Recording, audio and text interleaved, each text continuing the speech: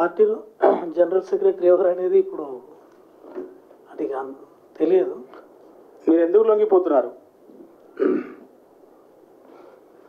అది ఇప్పుడు అది మొత్తం రాజకీయంగా, ఆర్థికంగా, సామాజికంగా మార్పులు జరుగుతున్నాయి కాబట్టి ఈ జరుగుతున్న మార్పులకు అనుగుణంగా పార్టీ పాలసీల్ని రూపొందించుకోవడం, ఎత్తుగడలను రూపొందించుకొని పనిచేసేదాంట్లో సమస్య ఉంది.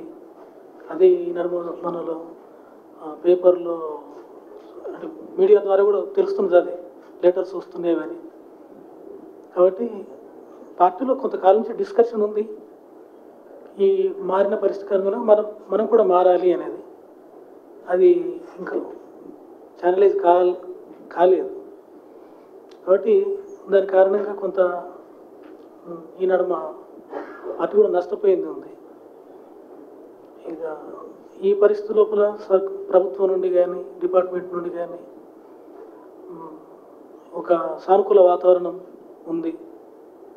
కాబట్టి ఈ మారిన పరిస్థితికి అనుగుణంగా మనం చేయడం, పాత పని విధానం ఇప్పుడు పనిచేయదు. ఈ మారిన పరిస్థితికి అనుగుణంగా పనిచేయాలంటే కూడా ఇప్పుడు అక్కడ అవకాశం కూడా లేదు.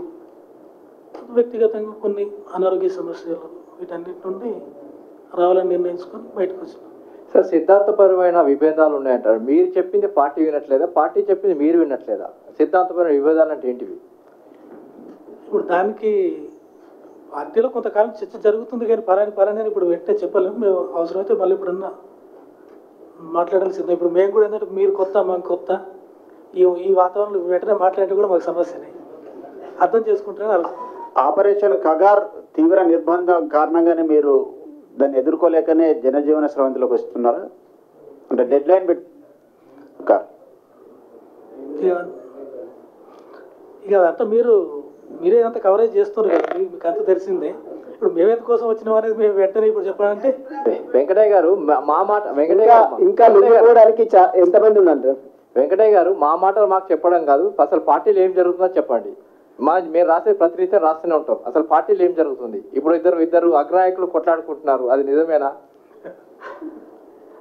అంటే పార్టీలో అగ్రనాయకులు కొట్లాడుకోవడం ఇదేమో ఇప్పుడు బయటకు వచ్చింది, కానీ ఇలాంటి చర్చ మొదటి నుంచి పార్టీలో ఉంది, జనరల్గా ఉంటుంది ఎప్పుడైనా కూడా. అంటే ఏంటిది, మనం పరిస్థితికి అనుకూలంగానే ఉంటున్నామా లేదా అనేది ఉంది. అది ఈరోజు ఇంకా ఏంటిది కమ్యూనికేషన్ కట్ అయింది. దానిలో కూడా చెప్తూనే ఉంది కదా, కోఆర్డినేషన్ లేకుండా పోయింది ఈ పరిస్థితుల్లో. ఇప్పుడు మిత్రులారా, ఒకటి వాళ్ళకి ఎంబరాస్మెంట్ చేసే క్వశ్చన్లు దయచేసి అడగండి. కొంత వాళ్ళు కూడా కొన్ని కట్టుబాట్లు ఉంటాయి కదా, అది తర్వాత.